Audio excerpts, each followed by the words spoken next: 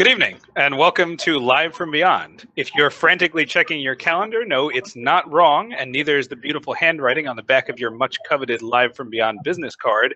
We've pushed beyond the confines of Tuesday nights, and we're here to bring you another round of entertainment on Thursday night. This evening on Live from Beyond, we will be bringing you a cutting-edge form of entertainment, a bunch of dudes sitting around talking about games. I'm your host, Nick, and I am, as you can see, happy to be joined by the shining faces of three of Live from Beyond's most stalwart and, two of Live from Beyond's most stalwart and constantly seen faces, and also a third person who you may not recognize because they've been here forever. But hello to Kim. Thank you for joining. Hello. And Dave as well. Hello, Dave. Hey. And Michael. Hello, I'm Michael. Yes. And I'm Nick. And I'm thank you for having me. So thank you guys for joining. How you all doing? Good. Excellent. Okay. Doing great. I'm jazzed. I'm jazzed for this new overlay. I don't know what Michael's grumbling about. The beautiful overlay that Kim is jazzed about was designed by him, so maybe that's what he's bummed out about. And now he's like ejaculated all his creative energy and he's got nothing left. It's true. We could phrase that better. So guys, we're gonna be doing a new thing where we sit and we talk about role-playing games. As our beautiful audience can see, there is a topic for tonight. We're talking about characters. I think we could all agree that characters are a pretty integral part to having a role-playing game. You need good characters. But I kind of want to do this a little bit backwards. So we're gonna start with a bit of a conclusion and then maybe see if we can reverse engineer it. Because that's what I want to do. So that's what we're fucking doing. Let's do it. So, Dave, my first question is going to go to you. You're so lucky. Because What Dave is that umbrella doing? What? What did you say? First question, what's that umbrella doing? Yeah, I am kind of curious about the umbrella. I can't lie. It's a parasol, as you might be able to tell. It's very sunny in California. And the sun catcher. You know, gotta keep your skin from getting burned. Wow. Keep your skin looking nice.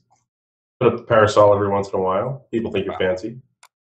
Well, I mean, people might think a lot of things about you if you put up a parasol. So, I mean, let's not get into that.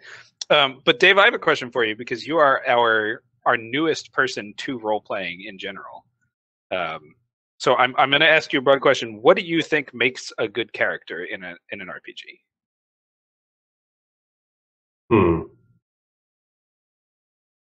I mean, definitely something that makes a good character is a character that has a little bit of depth, but certainly I feel like, as odd as it sounds, sometimes one-note characters can be a lot of fun, where there is a character that kind of has a shtick, and almost the whole game they are playing out that shtick. You kind of know exactly what you're going to get with them, and it's sometimes a valuable part of where you need to get the game to go.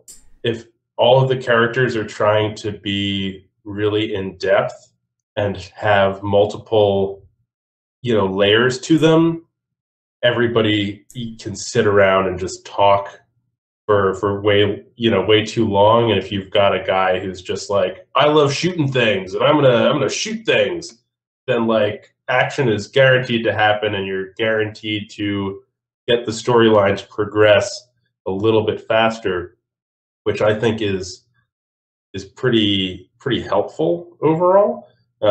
So that's not a great answer what I just gave you, but it wasn't a great question either. So. It was the perfect question and a lovely answer. No, I mean, Dave, you're touching on some really important points, right? Like, first of all, the action does kind of need to get going, right? But you sort of raised the issue of if even if you're not a one note, even if you're a two note character and you want to delve into those notes during the role playing, like how do you find time to balance that with the action that needs to happen?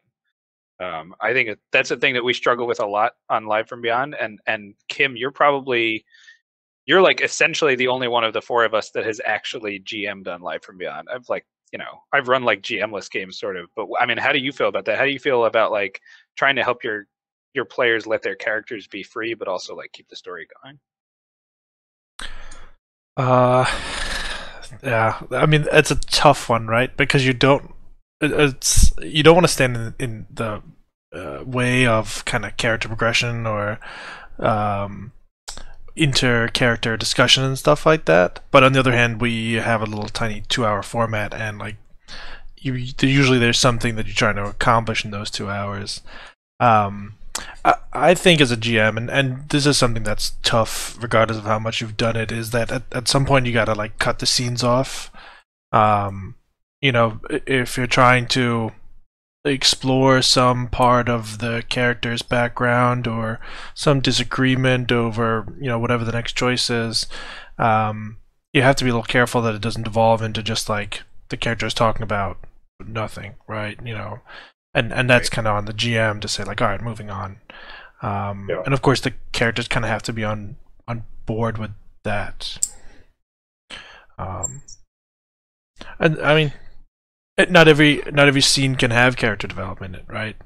As Absolutely not. To touch back on what Dave said about characters that are deep but not too deep, kinda, is that if there's too much depth or too many things to explore, I think you run into a trap where either everything can get bogged down in trying to explore these character relationships and backgrounds, and you don't actually get to solve the mystery or whatever it was.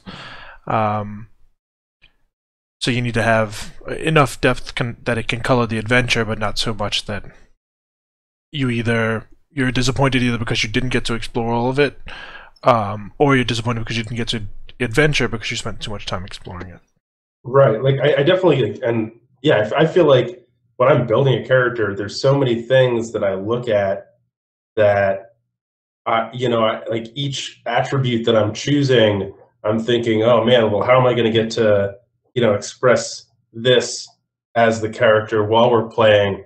And at the end, it feels like there's so much that you want to put into that character when in essence, you probably really only get like 2 or 3 things. And like, if those things come across, then like, that's probably pretty good because like you just don't have enough time to develop 5 aspects of your character. Right, you can, especially in when we play games on Live from Beyond that are like 2-3 sessions or something. You're definitely not going to have time to do that, right?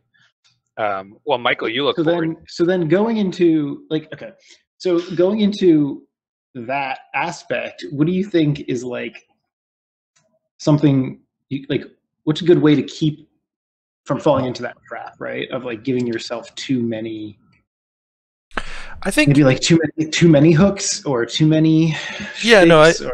Is that like? And I think there's like you have to strike a balance, but I think that it's okay to just have like a couple of things that are interesting about you, right? It doesn't have to be that like every single part of your stat list is kind of backed up by some background element or character interaction or something like that, right? You don't have to, he has high strength because, he used to be a blacksmith, and he has low dex because he hurt his leg as a child, and, he has high charisma because you don't need he likes to tell something for jokes. everything. It can just be like, my character is like this class or type, he likes to do this, and here's his tragic flaw, right? It doesn't have to be more than that, right? Because then if you have one like really good flaw or element, you can focus on that and explore that and dig into that, and you don't feel like, oh, I had like came up with all this stuff and we only touched on one. Right. Do you guys tend to ever like use like a pop culture character as your like jumping off point? Or do you try to actively avoid doing something like that? Mm-hmm. I've never done anything like that. I usually just come up with them on like from my head, kind of. I use them as inspiration for like when I'm thinking of how my character looks. I will often choose, and maybe not pop culture, but like movies or I mean anything like that. I will often like use pull from that to like think of what my character would look like. But I don't usually go for it based any like personality or things like that off of too strongly off of a character. Like when I did Richard Sterling for Richard Sterling. He was pretty heavily influenced by what is his name? Ripley. I forget his first name now. 3 years ago. Who? Ripley of Ripley's Believe It or Not. Oh yeah. I don't remember his first name either, actually, but. And that's like someone that you don't know actually how their character was, but you can like take. Right. Well, you could use the like larger than life concept of their character to make your own, right? Yeah. But then once we started playing, I was like, this is so wrong, and like I didn't know how to like escape from the kind of box I had like laid out for him. Right. Well, that's exactly what I was going to ask you. Is like, what memorable character do you think you've played that our audience might have seen, and like, do you think they were interesting? So I mean, like Richard Sterling was boxed in a bit, but was he like an entertaining guy? Was he an interesting guy, or was he like a dud for you? He never got there. He was like jumping between like I was torn in so many like opposite directions with him because I wanted him to be like this radio host like showman type, and then I also wanted him to be like this Truman Capote quiet creepy brooding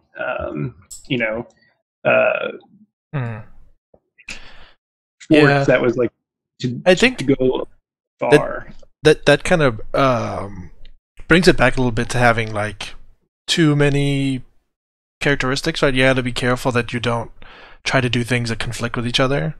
I'd say sometimes it's kind of nice to keep it to like one interesting thing, right? Like, oh, he's like this crazy Ripley-esque like travel the world looking for oddities thing. What was weird about that was like I think that wasn't bad. I don't think I overdid it with him going in, but as soon as like we were all together, it didn't click. It didn't like click with how everyone else's characters were going. And so like I thought he worked out well. I don't know. What kind of worked in Eternal Lies is that we were bound together. We didn't necessarily all have to like each other or get along in the same way that you sometimes have to do as a party. We were kind of allowed to be at odds, but we were all kind of gathered together to solve this mystery, and well, I guess we still are to some extent, but some of us, a couple of us are still there. There's a few sane survivors and a couple of replacements, but but I think in that type of game, it's okay for there to be a bunch of different types of characters that kind of pull a little bit in different directions. I think my issue with him, like, and I don't see him as like a complete failure, was he. I couldn't find the right tone for the game. I think that's. I felt that from you, and I mean, I think you and I have talked about that offline. But I think I felt that like Richard Sterling was like, I'll tell you, I had a little bit of the same issue with Kitty Kennedy. It was like there was a personality to Richard Sterling, and you could do interesting things with him, but then like, how do you reconcile the interesting things about Richard Sterling with like the ambiance and the actions of what was going on in the Eternal Lies story? Like, it's not so easy. So I think one of the things to keep in mind as a player is it can be helpful to not try to hold on to your original concepts for the character.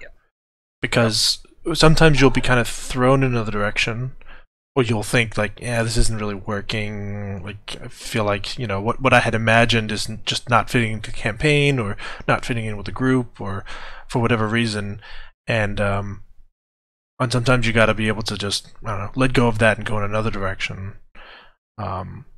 Certainly, if the alternative is that you kind of get bored with the character, Right. that's worse. That's kind of the worst thing that can happen, is that if you don't like playing the character, you're not going to like playing the game. So what about you, Dave? You've played like 4 or 5 characters pretty consistently now on Live from Beyond. Who's your favorite? Who do you feel like you jived with and made it interesting?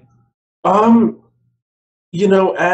the beginning, I think the character that I liked playing the most was Sorax, the drunk Trandoshan for our Star Wars campaign. Yep.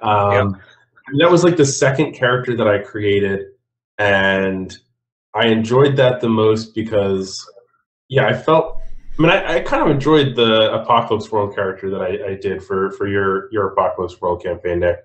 But I liked Sorax more just because I did simplify. It was more simple. Like, the main thing was that he's drunk all the time, and so you can kind of just go anywhere with that, and talk in a silly voice, and he was strong and he was drunk, and so you can just kill things really easily, which can be fun, to have a character that like does a lot of damage. And then the drunk part kind of took pressure off of social interactions within the game, where like you otherwise would have to think of like, how does my character want to, say this, and like, so you could what's just say the like tone whatever the hell here? you wanted, and it would be Yeah, you believable. can just right. It's like, oh, I'm drunk, so I can do whatever I want. This is great. And I mean, that's also what's nice about Star Wars, right? Star Wars can just be kind of a fun romp type of like action adventure thing. It doesn't have to be this detective mystery story where we're all super serious and we have to uncover the clues and interview the suspects and all that stuff. Like, let's go like shoot some aliens on some planet somewhere and have a good time with it. Yeah. And in that case, I think you definitely want a character that isn't too complicated, right? It's fine to be like, oh yeah, like the Trandoshan brute who drinks too much. Yep, that's a character. It's also a good time, like you're saying, to double down on a stat and just be like, listen, like, we're just going to be doing action. So like, this guy's either like amazing at sneaking or like shooting or just beating the crap out of people drunk, like Sorax was. What about you, Mr. Kim? I feel like, I mean, we've been playing Live and Beyond for a few years now, and other games outside of that. But I particularly liked your character, whose name escapes me right at this second. But your character from the Apocalypse World, the driver, Marlin. Marlin Was that it? Marlin? Yeah, I think it was. That Marlin. sounds the driver who lived under a plateau out in the desert or something like that. Yeah, I don't remember him that well, actually. Maybe it was because Apocalypse World was kind of like a short-lived thing, and it's overshadowed by some of the characters that I've been playing for years on end. Right. I liked playing Apocalypse World because I think Apocalypse World lends itself to kind of simple characters that are good at like a particular thing, right? I mean, the character generation itself tells you like, hey, you're like the best in the world at driving or shooting a gun or seducing people or whatever it is, and then you can tag on some flaw or tragic issue, and like there's your character. Like, don't overthink it. Right. I like playing Gus Allen. Gus Allen was fun. It's always fun when you get to die spectacularly. Is a great way. Yeah, I mean, that's the thing about Gus Allen is like I can't think about him without a tear coming to my eye because it was so. I mean, he was the first among us to make that sacrifice, and I mean, he also kind of went a little bit insane, but he was the first one to like really. Well, that was part of the fun, right? That he failed some sanity checks at some key points. He got to like stab his friends and pull guns on them when things got a little tense. He saw some things he shouldn't have seen. Well, we've all seen some things we shouldn't have seen in Eternal Lies. Like, and I would say, I'll say props to Kevin for kind of tying Gus Allen to the cult leader Echeverria and stuff like that. I think that kind of, I don't know, it made it easy to play this guy who's kind of in over his head a little bit and like slowly kind of getting worn down from all the crazy shit. And then eventually you get eaten by some being from beyond time and space, which is, you know, a wonderful way to wrap up. No, that is a small Live from Beyond secret, that it was our GM's innovation to tie one of our characters to an NPC or part of the Eternalized story that he made up on his own. That was pretty good. Yeah, so Michael, Kim's making the good point, partly that certain games lend themselves to certain kinds of characters. So. Yeah. Right, like the title of this, Going Beyond the Stats, in my head and in my limited experience with certain kinds of role-playing games, I feel like there are games that are just like, they're just stats. It's like if you make a character, and that's fine, right? For some of the people playing those games, they want to just make a character who's just like about the stats and is good at something. What do you think, like, are things that we've played or things we should play, or how does it affect it when it comes to making a quote-unquote good character? Like, how is it affected by the game that you're playing? How is it affected by the game? Like, yeah, like what? Like, you want to know which systems I like for characters, or don't? Both. I want to know both which systems you like, but also how you think that matters. Like, can you play like a really meaty like dungeon crawling D&D and still have room for like interesting characters, or do they just have to be like statistics and numbers and stuff? I mean, I think any game, like, it's really about how it's run, right? The system can like help or hinder, but like it's really not.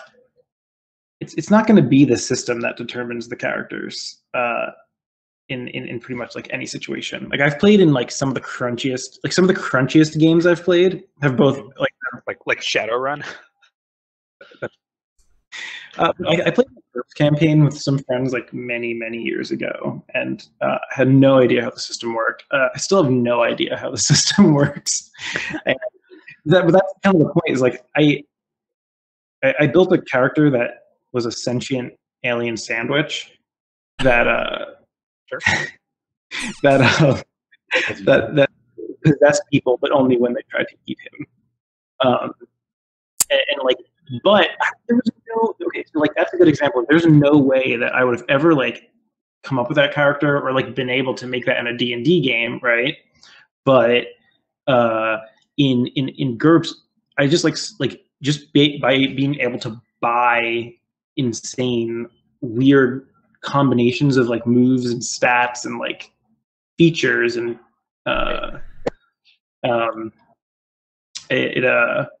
it was something that I was able to do, and the character was built off of the complex systems, right? And it was one of the most fun characters I had. Even, God, I'd never play GURPS again.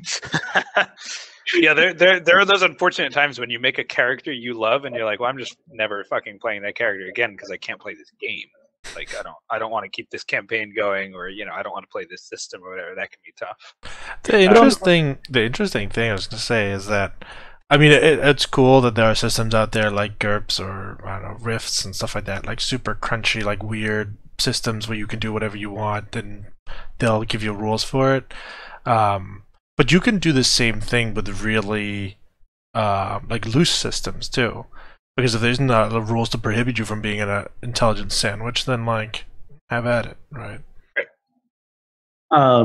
Right, and like a lot of the Powered by the Apocalypse games, like, you get a playbook that's basically filled out, right? You get to check off a couple of things, and so your character sheet doesn't inform your character, or I guess it does, but like gives you like a pretty bare but like hefty skeleton. I think so. The interesting thing about the playbook is that you're right. Like, making a character super quick, which is a great feature, and actually what tends to inform my Powered by the Apocalypse characters the most is when you get to pick like your build and clothing or something like that, because I feel like the look of the character is the difference between one of our offline, the first Powered by the Apocalypse game, right, the one that Kevin ran offline.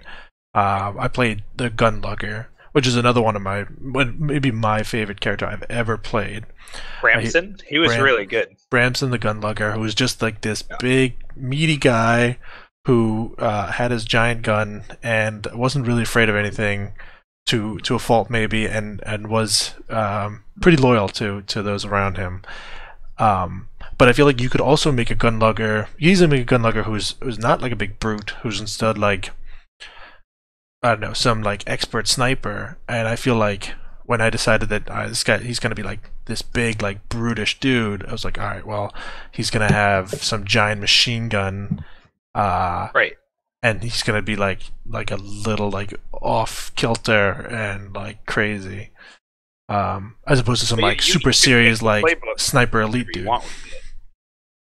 I agree. You can take the playbook and it's like it's sort of like your, I don't know, I guess like you said, Michael, it's like a skeleton, but then you can skin that skeleton however you want to, right? Like it doesn't, you could. Yeah, that wasn't a complaint. Like I love the playbooks. Like, and those like little like circle one detail, like it suddenly like makes your mind go in like a million places, right? Yeah. It's like my sad eyes. You're like, why are they so sad?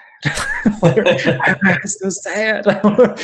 And like, have you guys played? I mean, I know I've played with some of you, but have you played Dread? Yep, I played once. Dave, you would like Dread. We just can't play it on stream. That's been the obstacles. That we're gonna really play it on We're gonna stream. figure it out. It's gonna. We're gonna be the first ones to do it. We're gonna do it. But no, Dread. By the way, are my mic problems fixed or no?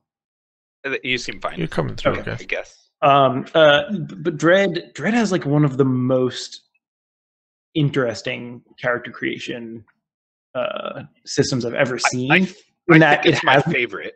It leads to my favorite, which is there's no stats in Dread because you're playing with a Jenga tower. Right. For anyone who's not familiar, yeah, Dread give me some. Yeah, so Dread. Michael. Oh my God! Hold on a second. I'm gonna do something really quick. Dread is basically a one-shot horror game, and you play. It is diceless, and it's not GM-less. No, right? No, it's not. No, it has not at all. Yeah. Okay.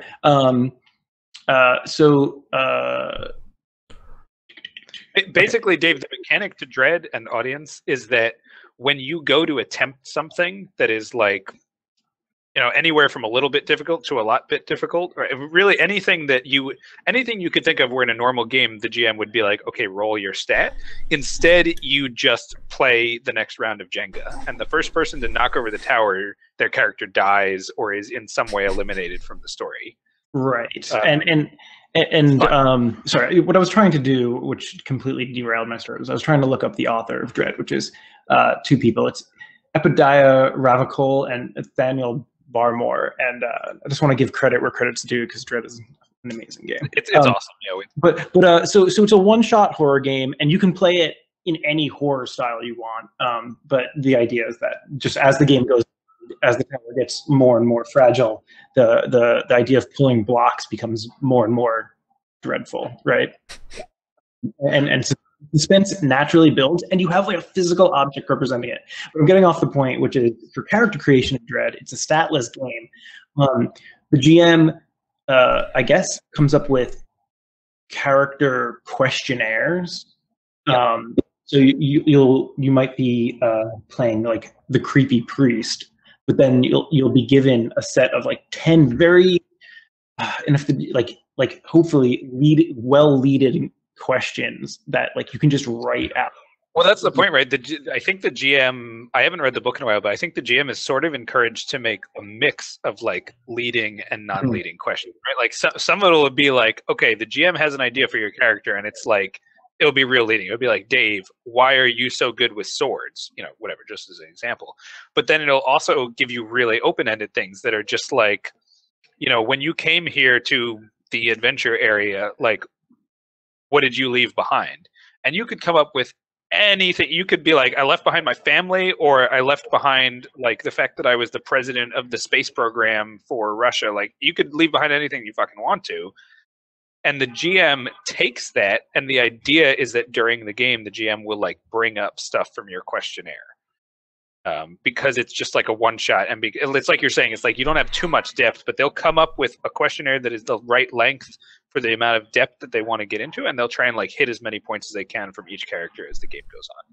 That's a lot of fun. It is weird. It is weird because like a lot of the like the brewing done for your character is done at the table over like a 10-15 minute period where everyone's like frantically scribbling down these answers, which all get fed at some point to the GM. But and then like the GM has like this like revelatory moment of getting to read all these and going like, yes, this is like, yeah, what a great answer. But like I remember when we played our last Dread game at Gen Con, and we were doing this like it was a Scottish like we were hunting the Loch Ness monster in the like. And we all had perfect Scottish accents. Don't forget that. It was beautiful. But we were playing in like the 1500s, and I was playing this Black Friar, and the first half of the questionnaire was like a lot of stuff about like, why did I enter the abbey? Why, like right. How did I go from like a noble family, to a poor livelihood, and why did I choose this? And like I flipped the page, and like the 6th question of 10 was like, what made you decide to read the like evil book of blood, and like what has bound your soul to it forever? And it was like, yeah. All the best Dread questionnaires do that. Like you think you see where they're going with the character, and then you flip the page, and they're like, yeah, why? So like, you're a necromancer. Like, how did that happen? And you're like, what? I am? Okay. It and like, and then like, because like we got to pick our like characters, right? Like we had like all like the playbooks in front of us, but like, and I was like, yeah, I want to be the friar. And then it was like, what creature visits you in the dark?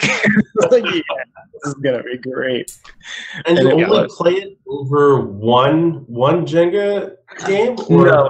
Like, so you seed the tower to start. So like it's already a little less. Like you kind of do like 10 moves, or it's based on how many players you have. And when it falls, that character dies, and you reassemble it, but even more like seeded. Right, you have to start there's rules for like how many levels have already passed by the time you start the next. But the last time we played Dread, it took a good 5 hours to get to a point where we felt like conclusory or whatever. Wow. Okay. Yeah, like it was. Long. Well, because the thing is, like, you wanna find a way to like have somebody lose the Jenga tower first, but not have to sit there for like 3 hours and be bored. So that's the trouble of it. Is like pacing everybody to die or lose around the same time, or like or pacing it to be like you're not completely dead, you're now like the ghost in the room, or there's like different things you can do. It is the only reason like I always hesitate to like want to just run a game of Dread is I don't want to making that decision. Stick somebody like with nothing to do for the rest of an evening. Yeah. But there are ways around it. Yeah. I forget what question got us there. No, that was perfect. We were talking about like what systems you like that make characters, and that's a really, really great one, because Apocalypse World has its own unique stuff, but then like Dread is like almost a drama system game. Like, sure, it's a horror game, and sure, there's like stuff that goes on, but it's very, very dramatic, and it's about character interaction, not just with each other, but with the GM. It's like that's probably why you didn't even necessarily remember there's exactly a GM, because the GM's like the kind of GM that's just like telling the story with you and not like exactly driving all the action. Yeah, like it is funny how much of like it more than any other game. Like I think the GM blends. Yeah. So Dave, I know I keep putting you on the spot from this fact, but it's really cool to me that you are still relatively new to role playing, but you took to it so quickly, right? Like even the fact that enjoyed your Apocalypse World character like 6 weeks after you'd ever played a role-playing game for the first time in your life is good. And I'm curious because like I don't like making characters, and what I mean by that is I hate actually putting together. Like even sometimes I'm not that interested. I don't have the energy to like come up with the concepts, but I will always come up with the concepts, and then I'm like, oh, and now I have to stat it out or whatever. So like, are you already jaded by that as well, or do you find it still kind of like fresh and exciting to like have a blank sheet? I love making characters. Oh, okay. I'm with Dave, actually. I think you're the oddity, Nick. That's all right. I mean, I love putting together characters. Some of the rule books, like I get tired of like reading through all of them, and like, you know, sure, it gets you know, really complicated figuring out. When you get to like the end of the character, and it's like, all right, you got to choose like 4 abilities, and like got to read through all these. You know, they're just like figuring out a lot of the gameplay. I get tired of reading that stuff, but I love creating the character. I love picking attributes and all that sort of thing. That's definitely something that I love. I would think the concept part is the most fun part, where you come up with this little like tagline for like, you know, whatever it is, you know, the drunk Trandoshan or whatever it is, and then you go about saying like, all right, so like how can I make a character with stats that support that thing? Right. I think that's fun. I like making characters. There's definitely systems that make making a character a little bit of a tedious like task, where you have to go and fill out like 20 skills and 13 attributes, right, and like this and that, the other thing. And I can see how that gets tiring. Sometimes, you know, you have to pick like 18 spells for your wizard or what have you, but I don't know. Yeah, I mean, one of my very first RPG experiences, my like serious RPG experiences, was a D&D 4E game, and I just like, I don't know. I think it took like 2 hours to make the character, and I had absolutely no frame of reference for like understanding the like traits that I could use every day or every other day or every half day, and like designing and like taking the hard stats and calculating them. It's like I had no frame of reference to that, and I couldn't stand it. And then like a year later, I made a Shadowrun character, and it took literally 6 hours to make the character, and I just like didn't even want to play Shadowrun at that point.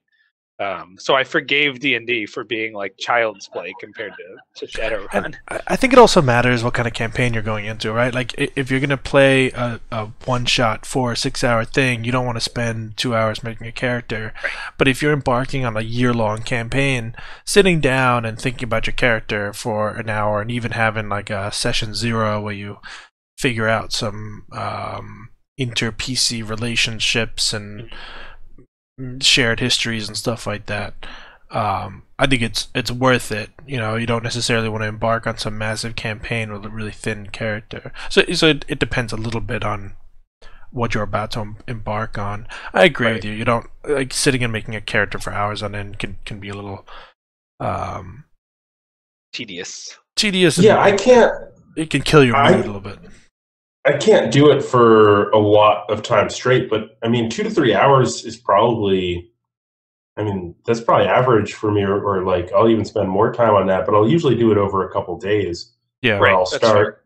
I agree. I'll start just reading the rule, reading the whatever book, goes along with it a little bit, and getting some ideas going about that.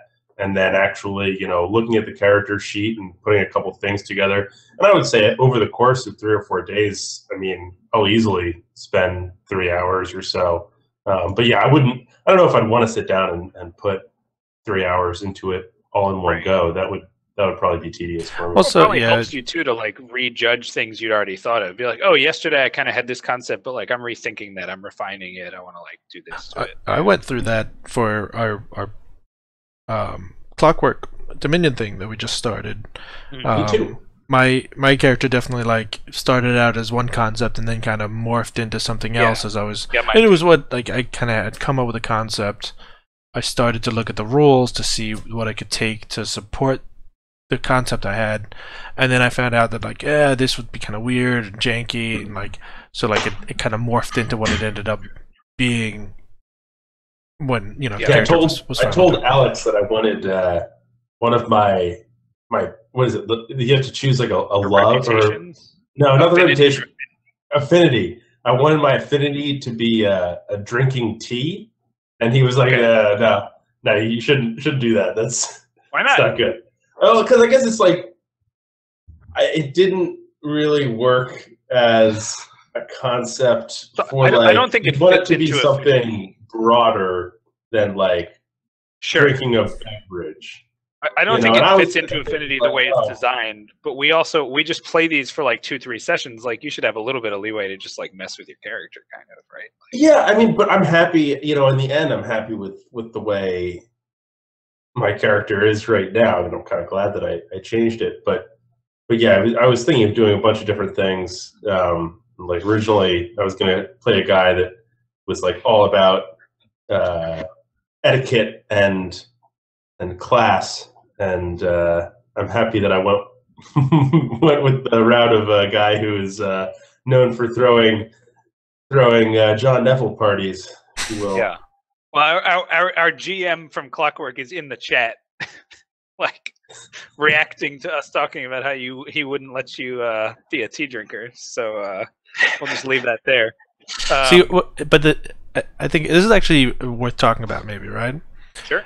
Because sometimes you'll have something like this, like an affinity, and a similar concept goes again. I mean, Clockwork Dominion even have another one like reputations and stuff like that, right? Where it's a very free form character element, right? You kind of have to like come up with a thing, and it can't be like nothing, but it can't like dominate everything. So like you like drinking tea, like that's a little like A little too specific. well, it's maybe too easy, right? It doesn't create any like conflict or anything like that. But maybe if you're like an absolute like super tea nerd or something like that, like you gotta like ratchet it up to 11, maybe. That's always the thing you need to do with your character is ratchet it up to 11.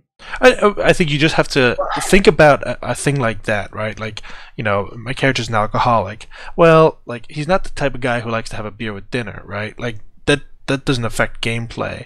Is the kind of guy who like needs to have a bottle on him at all times, or like he starts getting jittery or angry or like some other, you know, mood swing. I think you can apply that to a lot of things. I think it's something where like you can start with something like, yeah, I want a guy who like really likes drinking tea, but like the fact that he like maybe religiously observes like afternoon tea like isn't quite enough. It has to be that like he'll go out of his way to ask about a tea or seek out like some obscure tea or bring the conversation to about tea when like somebody doesn't want to talk about tea. Sure. Well, right. Yeah. I mean, that's kind of where I was going, was that it would be like, you know, every possible situation. It's like, why don't we get a cup of tea? You know, like, or what's, you know, like, so yeah, like he would, you know Right. all about Like, tea. You know, like, oh, I just got this great tea in from Eastern China that like Exactly. only, you know, Dave, I'm 30 like- people. On something already. like I just see like a big showdown happening. Dave's character just comes in and is like, are you all not like? Is it not tea time? Like, put down the Right, gun. like, It's like it's exactly like, I'm one sorry, PM. What's wrong chaps, with we you? really should save the queen, but it's 4 o'clock. But like the let's- water just boiled. Like I don't want it to get cold. So could we like pause the fight here for a moment? See, I have a cup steeping. I'm really not supposed to let it steep for more than 45 seconds. So Yeah, exactly. Right, and then somebody knocks the tea out of his hand, and it's like, oh my god! Like, And it's like, loose tea as well, and it's just like all blazing. over the place. And like, Next character. Well, so this is kind of tangential. That's but fine. like, oh, thank you, and welcome. thank you for the permission. So like, this is something like I like to do when I play as a character, but I don't know if other people like it or hate it. But like, sometimes like I will let the table know like, this is why I'm like doing this, right? Like this is like I'll explain maybe like unobservable motivation to kind of help one like set those kind of weird stages, like, you know, like going back to the alcoholic, right, that you were talking about, Kim. Mhm. Like I think, you know, you know, it's one thing to like show him, you know, fidgeting with the bottle, right? Like you could say like my character is like taking that action and he's like acting nervously. And I think, you know, we all have the lesson of like show don't tell, but like sometimes like I think it maybe, at least for me, it helps to like tell the table like, oh yeah, my character is like you know, he's feeling like if he doesn't get a beer soon, he's gonna like snap, and maybe like describe the internal monologue that they're having just to like help them get into. Yeah, I think that's a great thing, especially when you have a character that has, you know, some flaw that kind of is the reason they get into trouble, right? Like alcoholism or some crazy obsession with teas or whatever it is, right? And that like type of a quirk is something that makes for a lot of great role play. And I think what you're talking about, Michael, is kind of like maybe not like doing something, but saying like, oh, like, you know, my character is like starting to really jones for drink right now, and then that allows the other characters in the scene to be to play off of that, right? Saying like, oh, you know, like Michael's character is like, you can like see the bead of sweat like rolling down his forehead, and they like know that you need to drink, or like things are gonna go off. Right. And if someone's playing like an astute character, that like helps them to like pick up on, like play their character as if they picked up on it. And if they're playing like an oblivious character, they could also have fun playing they don't know, right? Like they're just missing all the context clues, even if it can be a lot of fun to imply things through your role playing, but it's not always going to come off, as in people won't always get the inference. And also sometimes just for your own entertainment or for your own evolution, you have to do that. Like you have to talk to other characters and engage like things that are going to happen between you. But I think that also comes into play a lot with the GM.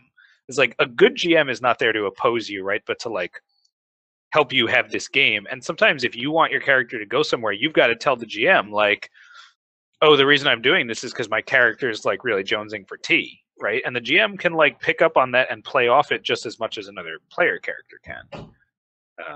So it's like it can be important to just say stuff so the GM knows like kind of where you're thinking, so that it's fun for you and the party. And especially because as a player in a group, right?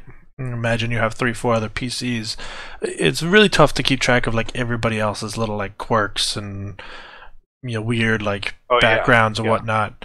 I'll sometimes try to like keep little notes for every character, but sometimes you don't manage to write something down, or you miss it, or you forget, or you lose your notes, or whatever it is. And I feel like a lot of great like inter PC scenes come out of these types of quirks, but they're hard to do unless you have them. I know we had a little bit of an issue with this, not an issue, but I feel like you know, one of our offline campaigns playing Legend of the Five Rings, and there's a bunch of rumors about your character, which kind of like Clockwork Dominion. You'll have like your affinities and reputations and stuff like that. Same thing, like little tidbits that inform your character, was very free form. It's one of those things that you tend to forget. You know, you go over them towards the beginning, you have like a session 0 type thing, you hash it all out, and then like it goes in the back of your mind, and then eventually you forget about it. And it can be worthwhile for people to bring it back up, as Michael said, as an out of character statement, like, you know, my character is doing this because, you know, his father died when he was young, and like, you know, the current like scenario bothers him, and then other people can like pick up on that and say like, oh, that's right, like let me say something that might like draw this into a real scene. It's just as much up to you as the GM and the other characters. It's up to everybody to like bring those things up. And in L5R, it's tough for us, right? I mean, not only do we have rumors, but we also have like the more required game mechanic, like overall desires and fears and things like that. There's like, I don't know, 6 or 7 things for each one of us 5 PCs, and each of the other 4 PCs is supposed to like remember some of that stuff in order to bring it into play. That's tough to do. And this might be a case, L5R might be a case where like maybe there's too much, right? As we were talking about in the way beginning, sometimes it just needs to be one thing, right? Maybe there should just be like one rumor, or like one obsession, one flaw. so that your character doesn't. I feel like it might not be that like they it might not be to the character's detriment, but it feeds into the other thing we're talking about. Like, you might spend a lot of time developing this character, finding all these things out, and then you don't end up using them because there's too many things, and like people just can't keep track of all the like rumors about you and like weird you know how you met when you were 12 and you went on that mission like a couple of years ago, and you know. But it depends on the length of the campaign, right? Like we were talking about how having that specific scope, like what Dave was talking about at the beginning, of just having one or two things, like it definitely helps on Live from Beyond with short sessions and even short campaigns in a lot of ways. But right, like we did the original Edge of the Empire campaign offline that you were running, Kim, was, I mean, I did that for about 18 months before we stopped, and I think you had done it for at least 18 months before that. So this was like a 3-year campaign. We did play for a while. A long time, right? And that was my character, and that was one of my favorite characters ever. But it was because like I had one thing about the guy, and I did it a lot for a while, and then we'd been playing for a year, so I came up with another thing and started like not only statting that out, but trying to play it out, right? And I would say both in and out of character, right? Like Dave, you'll appreciate it. I was playing an angry Trandoshan, who was Good. like, carried like a ridiculously good vibro axe and was really good at reading. We solved it. We just solved the question. What question? To make an interesting character, just play a Trandoshan. some kind of Trandoshan brute is really the yeah. I mean, like end all and be all of PCs. But my Trandoshan was like designed originally to just what? Whereas we solved this case. My Trandoshan was originally designed to just be like a brutish fighter whose thing was that like he was incredibly loyal, right? Like he was like a hired gun, and if you hired him and gave him a good job, he would like protect you to the end of his days. And there was this like in-party infamous scene where Steed, my Trandoshan, like unnecessarily put his life in danger in order to save the party, and I as a player got like a lot of stick for it for like a year and beyond for like, oh, that was silly. But to me, the fact that people even remembered that happened and made fun of me for it was like exactly what I was going for. It was like way overplaying my character, and that was like his thing. He was like, if this were a real person, he could also make mistakes and not do everything perfectly. And he would like throw himself into the fire for his friends, whether they really needed him to or not. But then, like, as another year went by and we saw that we needed to negotiate things or whatever, or Steed out loud said, like, hey, we've only got, like, one person in the party who's good at, like, negotiating contracts. I want to do that, too. And so he would, like, push people out of the way and start having conversations with, you know, the fence or whatever in order to, like, be part of the negotiations and the charming and stuff like that. And you could, like, stat that out. Yeah, but you can do those layers after 18 months of playing one character. And I think that's something. Like you shouldn't be afraid of taking your character in new directions. Certainly, in a campaign like that, I mean, maybe that's the exception. You know, I know some people play really long campaigns, so it's a rarity for us to play like year-long campaigns, multi-year campaigns, which it can be fun because you get to like see these characters develop in all kinds of weird ways.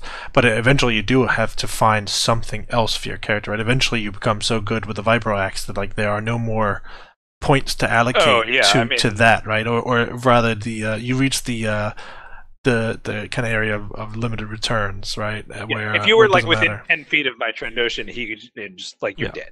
It's like 150 crit instantly. I mean, it got boring. Yeah, you have to have something else, right? And of course, also you want to be able to do something in social encounters as well as combat encounters. But I think it's one of those things where you don't have to necessarily say like, oh, my character wants to be this now, and then like act like it's something new. I don't feel like you should be afraid of introducing a background element that maybe hasn't come up yet, right? Like, oh, like you never knew this about me, but like I used to negotiate stuff all the time, so like now I can negotiate. Like maybe in a system like that where you have to build up a skill from zero, statistically it doesn't make sense, but that doesn't really matter, right? You can just say like, yeah, it didn't come up, but like now like this is the case. I feel like that was something that happened in our original Apocalypse World thing, where like we would have these like flashback scenes and stuff like that to establish stuff that kind of like you would like try to see if you could make it work with how you knew things were going to turn out because it's a flashback, but it gave you a cool way to like see into the past and say like, oh, like this is how things used to be, or this explains how things were, or like here is the flashback to explain why like my character is now into like something that he hasn't talked about before, right?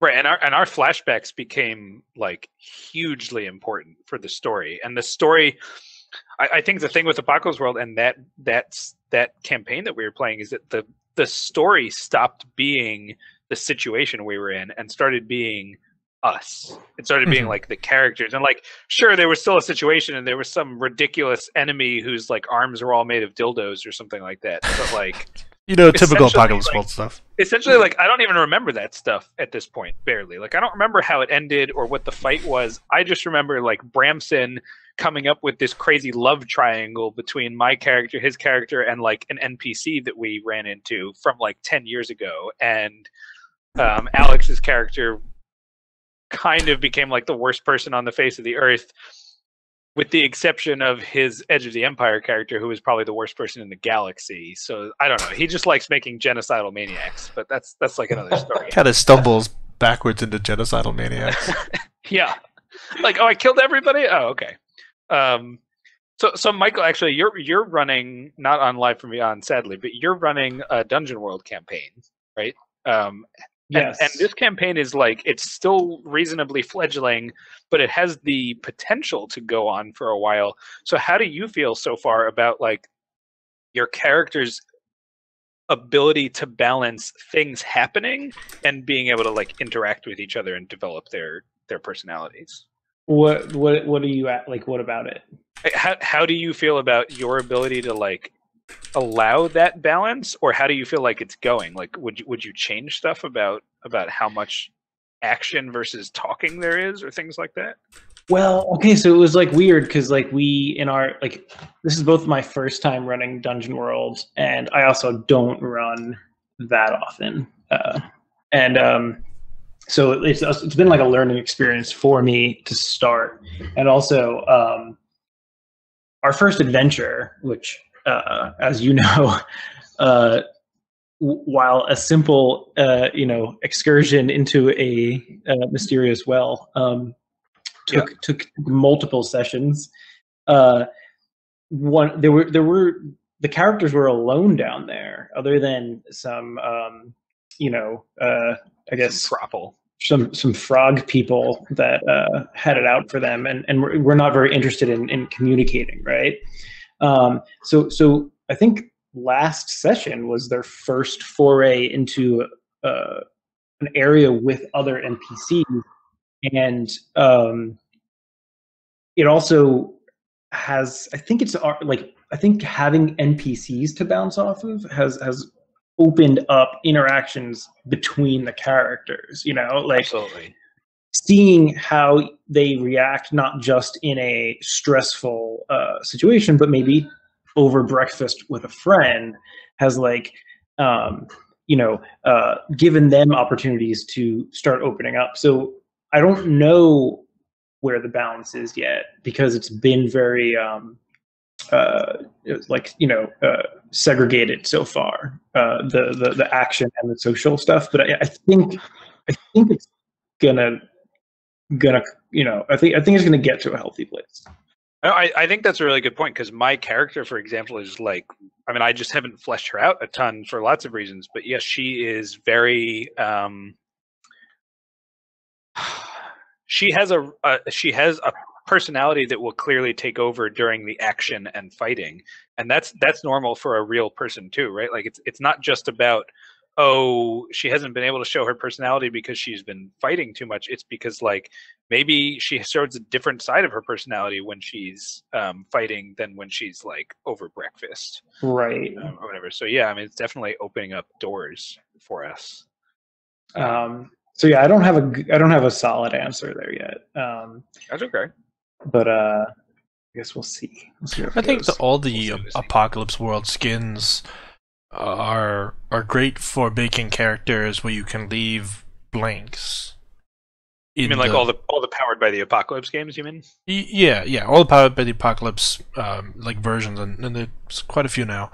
But I feel like every time you make a character in that, I find it helpful. What I find is so great about making those characters is that you can have like your concept. You can have a few things that you might have kind of figured out, and of course, usually all of them have some kind of inter-character like connections at the beginning, but you can still have a lot of blanks that then get filled out later, which can help keep the character fresh as you play. That all of a sudden, if you want to kind of shift your personality a little bit, or be good at something or not be good at something, or be afraid or in love with something, then you can justify it by kind of filling in one of these blanks.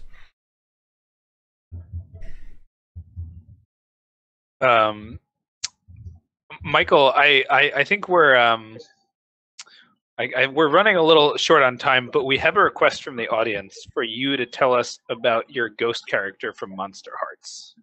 Oh, I know. I was trying to think of her before, and like she was one of the characters that I really wanted to see play out, and obviously I did not get to see her play out.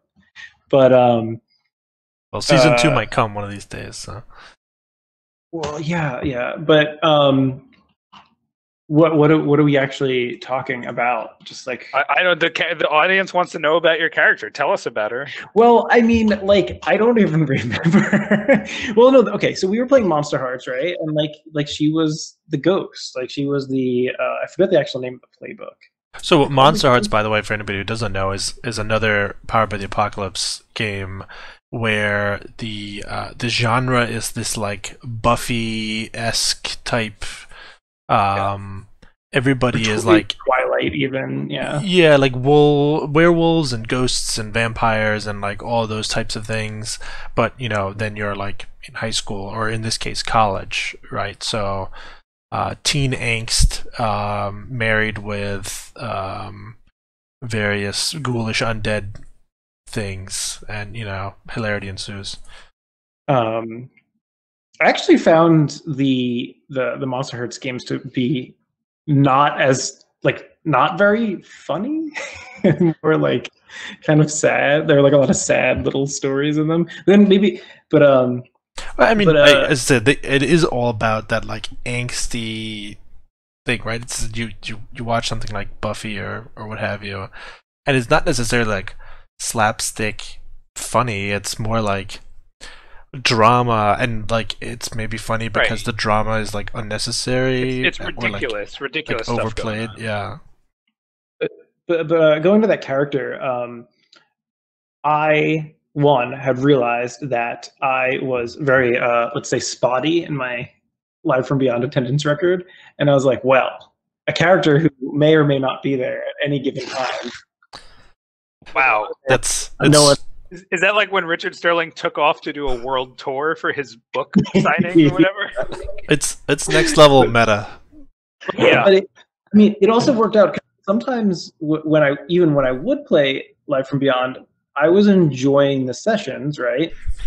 But I would almost like more so than like at a table. Like I liked taking back seats a little bit, which is one of the reasons that I think the Richard Sterling original concept didn't feel right to me, because he was supposed to be like a scene stealer, and I never felt the need to do that on Live from Beyond. Kitty Kennedy was stealing all the scenes, my friend. I mean, she stole everything, right? Scenes, hearts.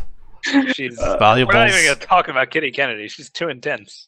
But to quickly wrap up the ghost thing is like, so I decided to play a character that like literally like I could just sit back and watch, and I really liked it. It felt really cool to like just creep around, and then I like the times that she actually had an impact. I think there were impactful times. Like it was really fun to like get into someone's room when they didn't know I was there, and like it really changed the like meaning of scenes that other characters were having, and I liked having that influence, but like even if I almost wasn't there, so she was fun. I think there's something to be said for knowing how you like to play RPGs and making a character that suits your style. You know, putting yourself in a situation where you have to play a way that's not enjoyable to you will, like I just said, like if you don't like playing the character, you're not gonna like playing the game. You're gonna have a bad time. You might end up making other people have a bad time, and like the whole thing goes off the rails.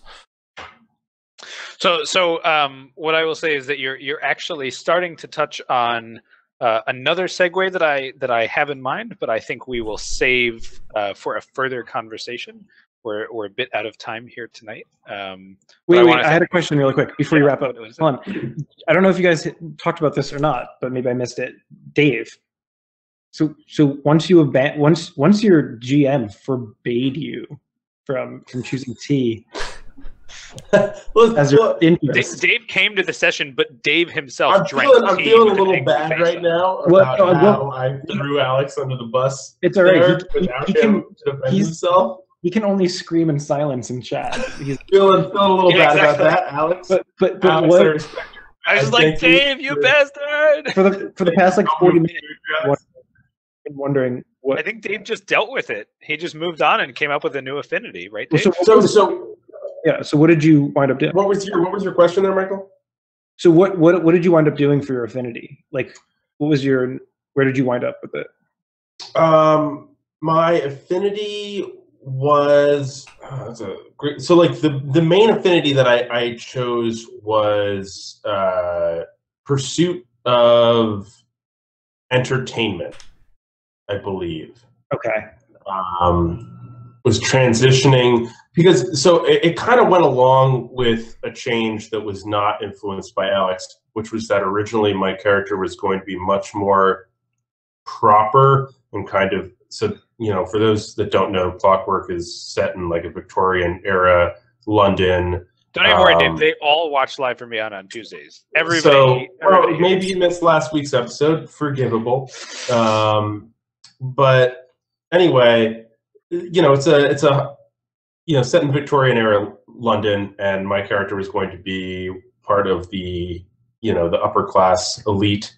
Originally, I was planning on making that character someone who was very, you know, precise, very, you know, perfect etiquette and flawless reputations and all of that.